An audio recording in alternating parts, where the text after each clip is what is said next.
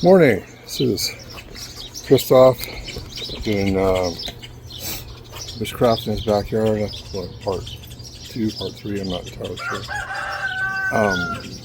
Chickens are fed, dogs are fed, yay. So last time I had a stick that I pulled off the tree and I made an atlatl out of it. And this is what it looks like when it's smoothed off and sanded. You see the hook's a lot more manageable, and it's got this natural little space here, a little curve, and then a place to grip onto it right here. Now the problem I had with this one is that it looks nice from here, but when you look at it from here, it's all kind of S-shaped, right? So I thought, I can do better than that. So I went and found another stick.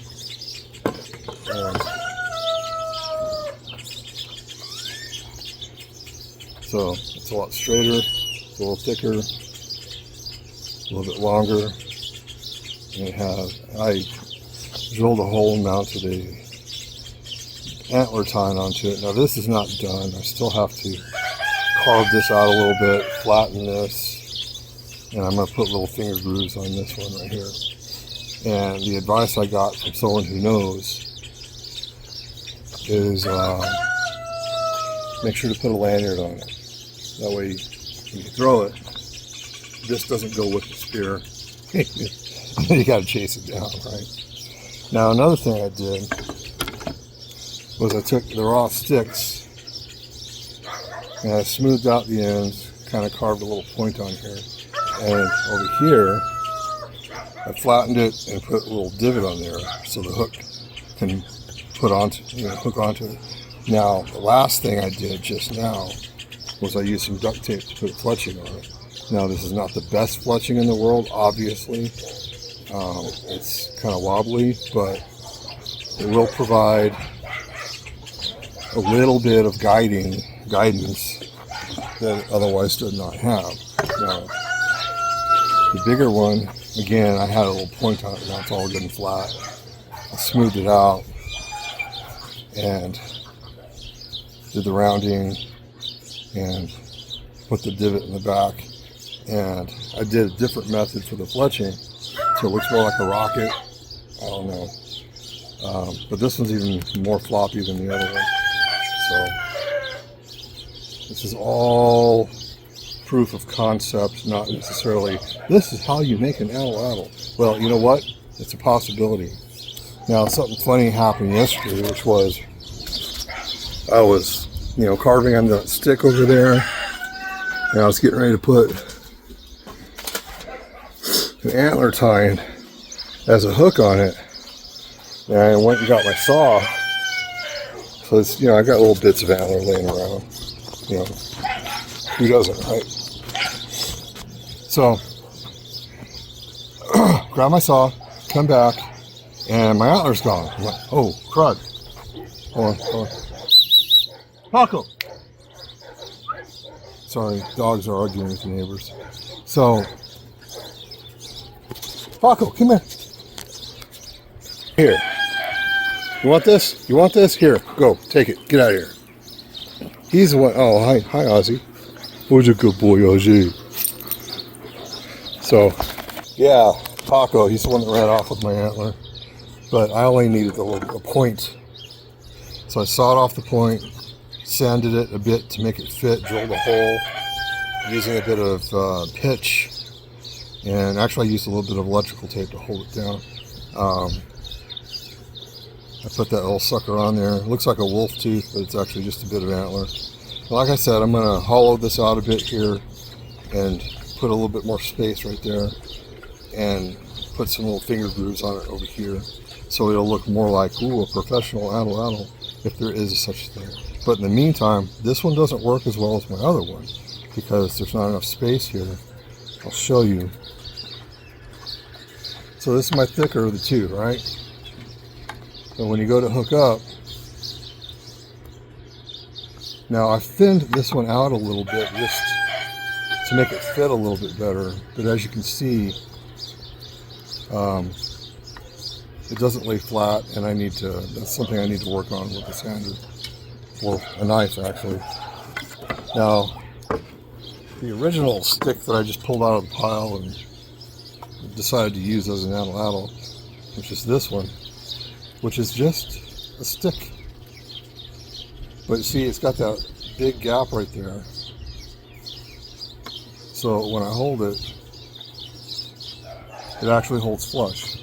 So I find this one right now is the better of the two because it actually allows me to throw nice and flat, nice and solid. Now, I'm going to see if I can do a nice shot for you guys. I don't have a tripod for this thing. Let's see here. Doggos, doggos, doggos.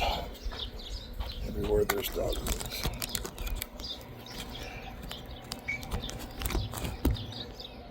Ah, my hair's in the way. Right there. Where's the big? There it is. There. So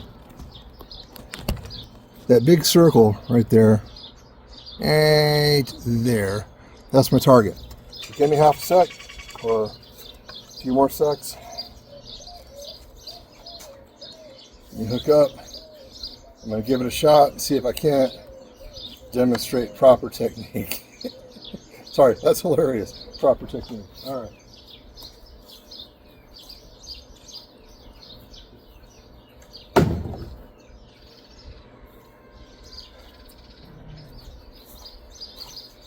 Well, it flew. The good news, while I missed the target entirely, the dart did fly relatively flat as compared to the day before yesterday where it just went all over the place. But between that day and today, I have actually come out here and done a little target practice. And as you can see, there's a bunch more holes in this thing. There, there, there, there. Hole. There. There's a hole right there. So, there's my dart. Hey, hey! Sorry, dogs like to argue with the neighbors. My apologies. All right. So, proof of concept is the fletching does help it fly a bit flatter. And with practice, you can actually hit the target. And my wife asked me yesterday, so in a survival situation, could you actually get a rabbit with this? And my answer was, ha! With some practice, maybe.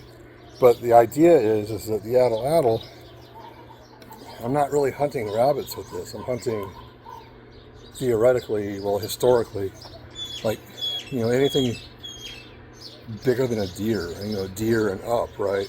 Because you're chucking spears at them, or light spears, but it's still a spear. And that being said, as long as